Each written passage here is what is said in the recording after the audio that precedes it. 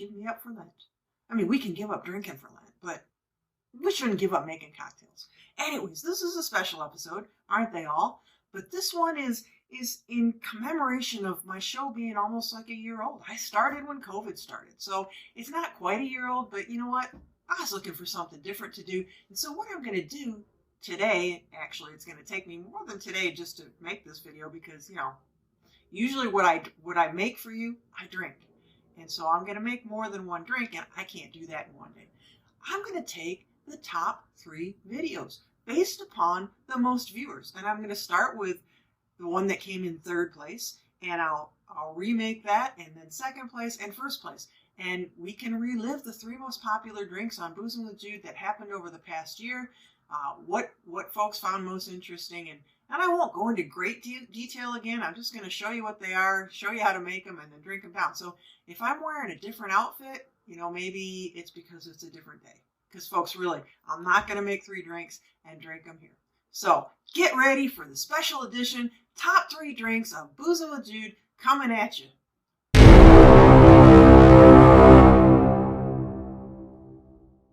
Okay, folks, starting at number 3. Narrowly beating out drinks such as my homemade Bloody Mary from scratch and things like, oh, I don't know. Well, it beat out a couple others.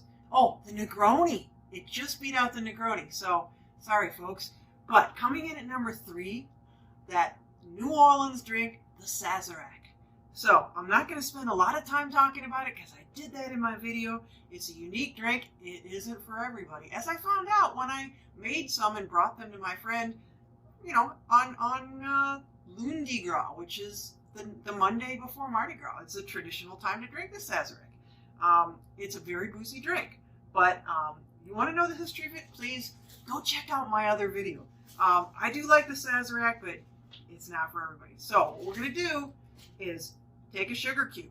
This is a drink that is stirred, really chilled, and served in a rocks glass, but not on the rocks. One of the few that you'll ever see, if not the only drink you'll ever see, gotten really cold, served in a rocks glass, but not with ice. So put the sugar cube in, and we're going to take Peychaud's bitters, which are from Louisiana, and we're going to do, this is a great drink, so 4 healthy doses of Peychaud's, and then dashes is the way to call it, and then just 1 of the Angostura bitters from Venezuela. Well, I think they're originally from Venezuela, so put a good healthy dash of that in, and then we're going to take a muddler, and we're going to muddle it. We're going to smash that sugar cube up until we get a paste, okay? And the paste is going to be a nice red color because Peychaud's bitters are red. So get it all mooshed up in there. And while I'm mooshing it, muddling it, I will tell you that it was originally a drink made with cognac. And then when there was a disease that affected the grapes in France, so things like cognacs and brandies were hard to get, the Sazerac replaced rye, you know, American rye whiskey. So the cognac was replaced with rye, and so for a long time, when you order Sazerac, you get it with rye. Some people make it with cognac, some people make it with rye. I'm making it with half and half. You can do whatever you want on that one. But it's more about the process. Man, it smells good. It's more about the process than it is cognac or rye. I think the most authentic is probably the cognac. So we're going to take 1.5 ounces of cognac or very good brandy. Take your pick, but cognac is probably a little bit more authentic. This is a pretty healthy drink, so you're going to have 3 pure ounces of alcohol. Okay, so there's your cognac. I love Doucet, by the way. It's good French cognac. And then we're going to take 1.5 ounces of rye whiskey, and I'm using Bullet. You know I like my Bullet, like the ammunition, son. So 1.5 good ounces of that. Whew, man, I tell you what, I'm getting drunk just smelling this stuff. Okay, so there you go. The other thing unique about this drink, I'll tell you, while I'm getting some ice to put in here, is that you take a lemon garnish. You take a lemon peel, lemon rind, and cut it, and express it over the top. But you're never to let, and you can like, you know, do it around the glass, but you're never to let that lemon peel touch the drink. I don't know. And yet, you know, if you go to the, I think it's the Sazerac house in New Orleans, you can get a Sazerac with ice on the rocks with a lemon garnish. So, you know, it's your life. Live it, drinking the cocktails that you like. So, but the traditional Sazerac, no way. So we're going to stir this nice and good to get it really, really cold. And the other thing that we do, it's not a Sazerac without it, folks. This is the key, is, I'm going to leave that there for a second. We're going to take my glass, which I had in the freezer, and then I chilled with some ice in it. We got to give this, I'm doing two things at once. I wanted to keep that glass cold, so I didn't do it right away, but we're going to give it a rinse of the old absinthe, the old wormwood, the old green fairy. We don't put a lot in there because you'll find out from my other show, or if you've ever tried to just drink absinthe, it's a tough drink to drink. So but we rinse it. So what we do is we put that beautiful green stuff in there, and we just rinse it, and try not to spill it like I just did, along the edges of the glass. So you just turn it in there, yummy, and then you're going to toss it, unless you're really brave. So there you go. So let me finish stirring this up. Get it ice cold, because as I said, and chill the glass. Make sure you've had your glass in the freezer for a good long time, and then, you know, even put some ice and water in it while you're making the drink.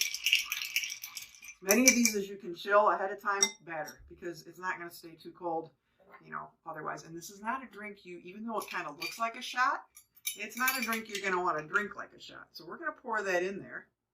It's a beautiful color, fans. A beautiful red color. And it's a big half a glass of pure alcohol. Now, here's the thing. I told you I would do my garnishes in front of you. It's not really a garnish. I'm not good at garnishes. I'm not even good at taking off peels off of lemons, but here we go. So you take your lemon peel and just squeeze it over the top. And you should get a nice little spritz in there. And then it's good to do this, kind of get the lemon around there. But technically, you're not supposed to put it in there and let it touch it. So, ladies and gentlemen, I give you the Sazerac, number 3 on the list of Jude's most popular drinks on the Boozin' with Jude show, as based upon number of viewers. Okay, so salute, or whatever they say in New Orleans, laissez les bon temps rouler, let the good times roll. Cheers.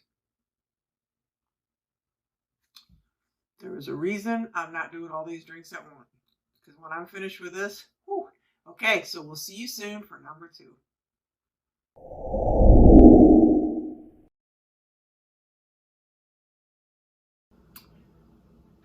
And so, coming in at number 2, the second most watched video, cocktail video, on Boozin' with Jude.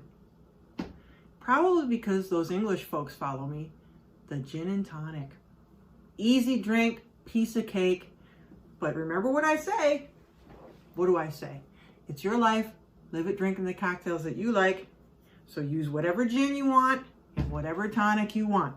I'm going to make a gin and tonic with Silent Pool, my favorite gin from, oh man, we're getting kind of low, my favorite gin from Surrey in England. So it's got citrus botanicals, predominantly orange, but you know what? Some people prefer just a straight, clean, crisp London Dry. Some people like, I don't know what they like, but I like Silent Pool for a gin and tonic. It's outstanding. And they have these great, what do you call them? Like copas. These great copas. But you know, you got to go to England to get them. They have a new drink out. It's called Rare Citrus Gin. I'm dying to get it, but you know, can't get it here in America. Anyway, so easy enough. Silent Pool. Whatever gin you want, fill your glass up with ice. Get a lot of ice in there because this is a sipper drink, right? Gin and tonic. You know, I'm going to do 2 ounces, 60 milliliters if you like, of gin. Ooh, you don't want to spill it. Basically make it right in the glass, 60 milliliters of gin. It's nice if you keep your gin cold, but if not, obviously that's the reason we fill this up with ice. A lot of ice in the glass, melts slower. And then I'm going to use, they like their gin and tonics with Fever Tree, the premium tonic, Indian tonic. I'm using Fever Tree, but I'm taking the aromatic tonic water because it's pink. And you know what? The sun's out today, the snow is melting. I'm thinking of summer and I feel like a little pink gin. This is a little bit different in that it has a little bitterness from Angostura bark. Angostura, does that ring a bell to you? Angostura bitters from South America. And it's got a little gingery flavor, a little cardamom, and it's pink, so it's pretty. So, you know, how much? Well, there you go. You know what? I don't measure when I top it up with tonic. You can use whatever kind of tonic you want. Silent Pool does like to recommend Fever Tree with theirs, but hey, there we go. I'm using the whole thing. And Silent Pool, because you do get a little orange note, I'm going to just like top it with an orange. But, you know, typical gin and tonic, you might use a lime. There it is, folks. The easiest drink in the world. Number 2, the gin and tonic. Salute.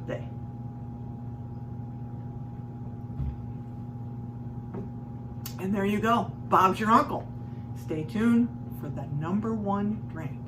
See you in a minute.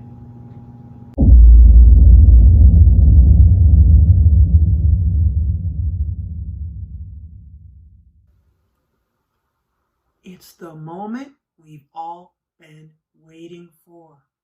Yeah, the number 1 drink on Boozin' with Jude, renowned video YouTube show in the past year, in this COVID time, based upon most viewers. Here it is. Wait.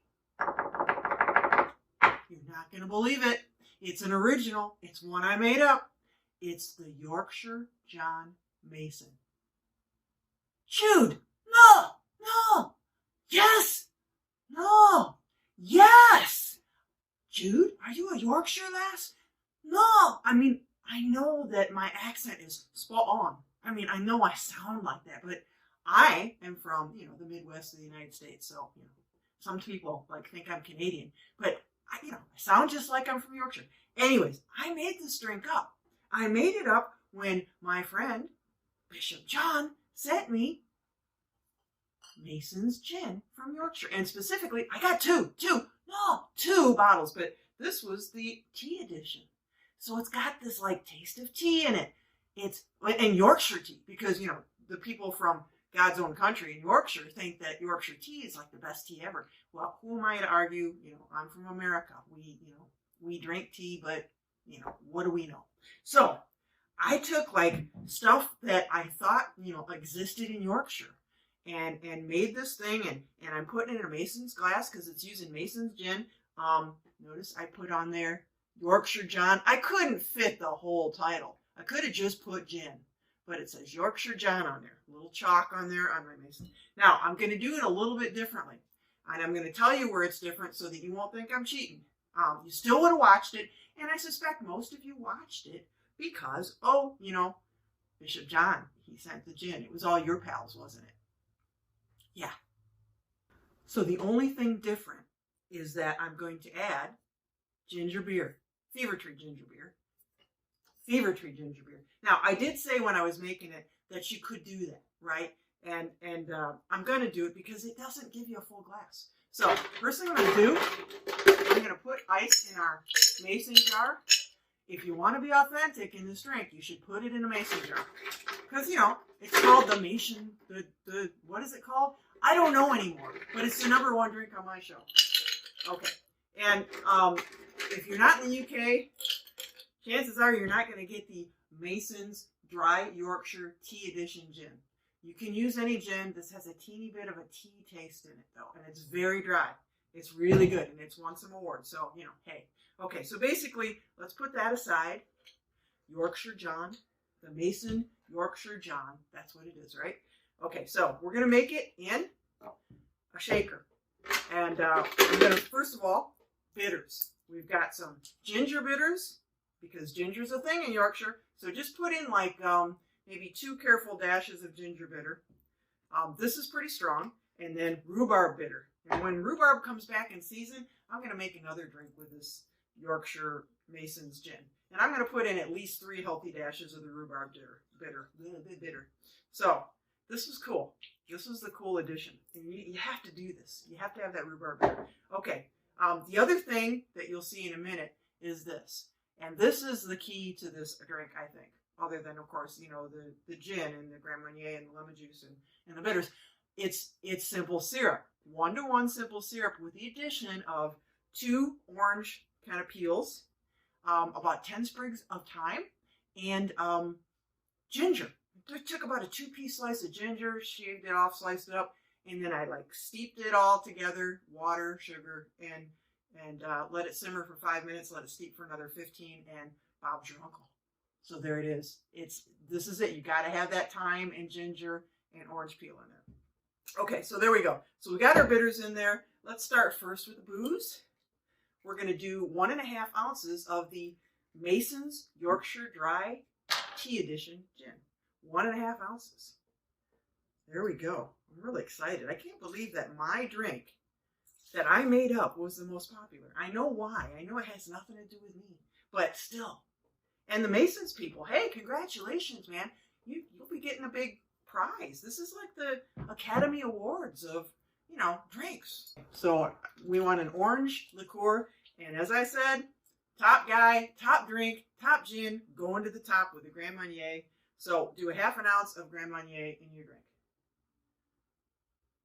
It is lovely, lovely. And Grand Marnier is an orange liqueur that is cognac based, so it's richer.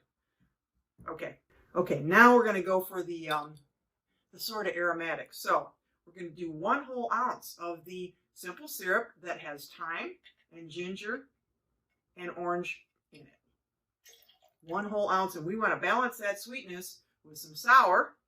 So we're going to have 1 whole ounce of freshly squeezed, yes, I just squeezed it, lemon juice. This is quite a drink, folks. I'm very proud of this drink. This drink should go national if it didn't have like 5 million ingredients in it and, it had such a long name. I don't know. Okay, so what we want to do is we want to put some ice and shake it. You don't want to put that in there and shake it, because you know what happens when you put a fizzy thing in and shake it up. It explodes over. So I'm just going to stick it to the bottom here. Put a lot of ice in here and get it ice cold. Okay. There we go. Pop the top on. Then we're going to give it a good shake. Ready? Here we go.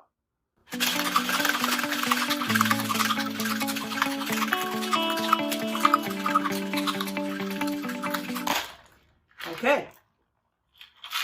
Maybe this is a better way to do that. Okay. Take that baby out. Take this baby, Yorkshire John, and then just strain it on the rocks. See what happens, and then we're going to top it. Like I said, I didn't do that last time. This is a great drink on its own. So I suggest that if you don't want to put the ginger beer on the top, I hate to say it, but like put it in a cocktail glass. Yeah, because you don't want to drink a drink that's only half full. I did that last time, and it just feels like bad luck to me. So pop the top off your ginger beer. Wow, what are you doing, Jude? You don't know how to take a top off of a... Okay, anyways. And top it up. That's good enough. I don't want it too full. Okay, and then we're going to take... Here we go. I'm not too good at this. A sort of rustic...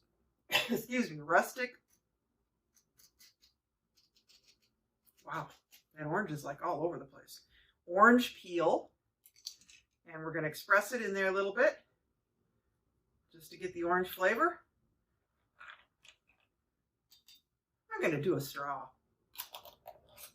just for fun. Probably can't get the straw in with all the ice. You know what? Things just don't go my way. This Academy Awards show is... all right, so we won't use the top. We'll just use the straw. How's that? Ladies and gentlemen, wow. The #1 drink on Boozing with Jude, the Yorkshire John Mason. Here you go, Bishop John. Thanks for the gin. Mason's gin people. Thanks for the comments. People for watching me, and whatever, enjoying the drinks. Here's to you guys. Maybe I'll do this for another year, but salute. That's a darn good drink, people. I can't help it. It's a good drink. Make it. Bishop John, you have a darn good drink named after you. So there it is. Stay tuned for the sort of like the ending credits, because I'm just going to put a little video of my pal Maxie on here. She got groomed today. She hasn't been in my videos for a long time, and so she'll talk to you as we roll out. And I'll see you next time with, who knows, a whole new list of cocktails. Thanks for joining me. Peace out. What's the matter? What's the matter, Max? Well, they got me all clean and I hate it, and they put this flour on me and I don't like it. Say hi to everybody. Everybody wants to see you. Look how clean I am. It's gross. I want to go rubbing something dirty and muddy. All right, Max. Do you want to be on my drink show? Yeah, okay. We'll put you on my drink show. It's like the Academy Awards of cocktails. And you love cocktails. Jude, I love a good cocktail. Okay, say goodbye to everybody. Hey, Max, say bye. Bye. You want a big squeezy hug? You want a big squeezy hug? No, I hate hugs. Don't hug me. Just go away. Okay, bye.